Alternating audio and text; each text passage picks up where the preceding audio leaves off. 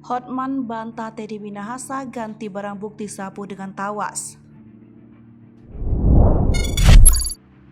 Pengacara Irjen Teddy Minahasa, Hotman Paris Hutapea membantah kliennya telah mengganti barang bukti narkoba jenis sabu dengan tawas. Diketahui, polisi sempat menyebut bahwa Teddy mengganti barang bukti sabu yang semestinya dimusnahkan dengan tawas. Sabu seberat 5 kg itu yang kemudian disebut dijual ke pihak lain. Apabila kata Hotman, saat Teddy merilis kasus narkoba di Polres Bukit Tinggi itu, kliennya secara terang-terangan menyebut bahwa hanya 35 kg sabu yang dimusnahkan.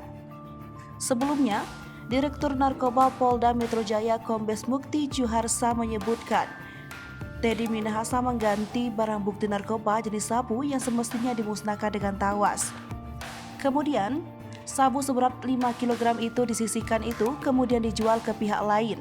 Pengambilan sabu ini juga disebut akan perintah Teddy. Sebagai informasi, Teddy Minahasa telah ditetapkan sebagai tersangka kasus peredaran gelap narkoba.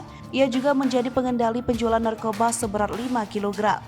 Dalam kasus ini, Teddy dijerat pasal 114 ayat 3, subsidiar pasal 112 ayat 2, junto pasal 132 ayat 1, junto pasal 55 Undang-Undang Nomor 35 Tahun 2009 tentang narkotika dengan ancaman maksimal hukuman mati dan minimal 20 tahun penjara.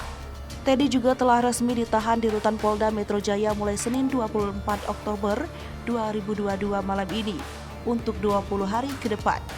Ia ditahan selama selesai menjalani penempatan khusus.